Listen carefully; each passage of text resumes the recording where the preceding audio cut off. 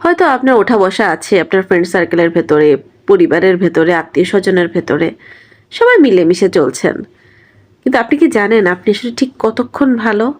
ঠিক ততক্ষণ ভালো যতক্ষণ আপনি সবার হ্যাঁতে হ্যাঁ মিলাচ্ছেন, সহমত পোষণ করছেন, কোনো ভিন্ন মত পোষণ করছেন না।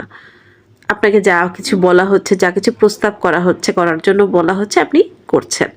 কিন্তু কখনো যদি এমন হয় যে আপনি ভিন্ন মত পোষণ করলেন, বা কোনো একটা বিষয় আপনার অপারগতা আপনি জানিয়ে দিলেন যে আপনি পারবেন না, আপনি কিন্তু এই মুহূর্ত থেকেই খারাপ হয়ে গেলেন।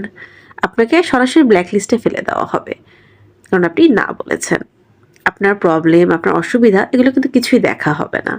আপনি যে এর আগে বহুবার তাদের উপকারে এসেছেন, তাদের জন্য কাজ করেছেন, তাদের হয়েই কথা বলেছেন হয়তো, সেগুলোও কিন্তু ভুলে যাওয়া হবে। খুব সহজেই ভুলে যায় মানুষ আসলে। তো ব্যাপারটা হচ্ছে কি, মানুষকে খুশি করে চলাটা আসলে ইম্পসিবল একটা ব্যাপার।